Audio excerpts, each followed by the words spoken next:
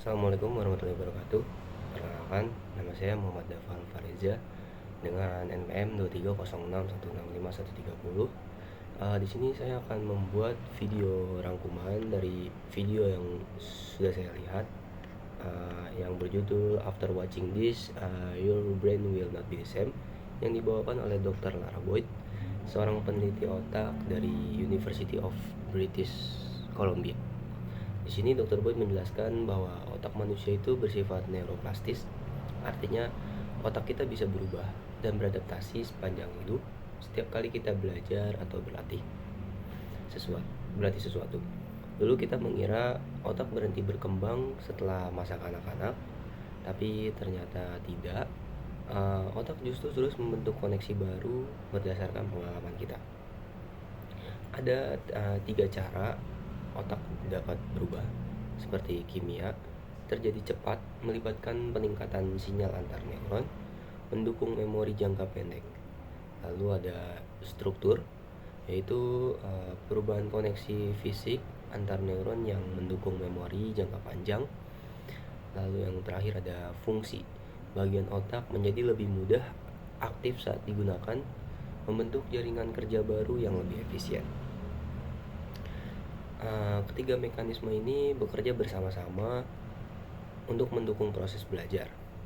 Misalnya, saat belajar keterampilan baru, kita mungkin cepat bisa karena perubahan kimia, tapi agar bisa tetap bertahan lama, dibutuhkan latihan berulang agar terbentuk perubahan struktur.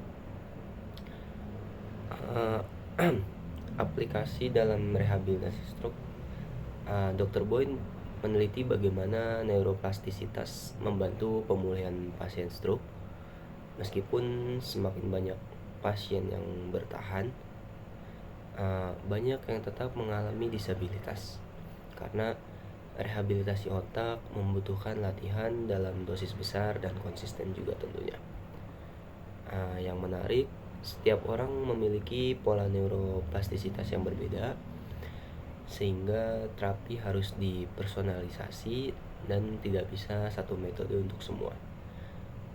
Pendekatan seperti stimulasi otak, latihan fisik, dan robotik dapat membantu mempriming otak agar lebih siap belajar kembali.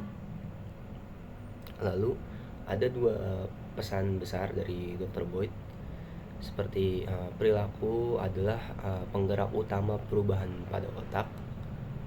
Tidak ada obat atau jalan pintas untuk belajar, hanya latihan yang konsisten dan penuh tantangan. Lalu neuroplastisitas bisa positif atau negatif. Kita bisa memperkuat kebiasaan baik, tapi juga melatih hal buruk seperti kecanduan atau nyeri kronis. Setiap aktivitas, pikiran, dan kebiasaan yang kita lakukan setiap hari sedang membentuk otak kita, baik pada kebaikan ataupun sebaliknya.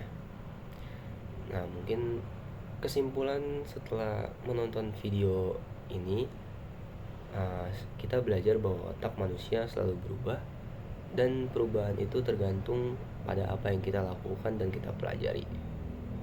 Mungkin sebagai calon fisioterapis, kita harus memahami bahwa latihan yang bermakna, berulang, dan menantang itu adalah kunci untuk membantu pasien, terutama dalam rehabilitasi saraf dan motorik.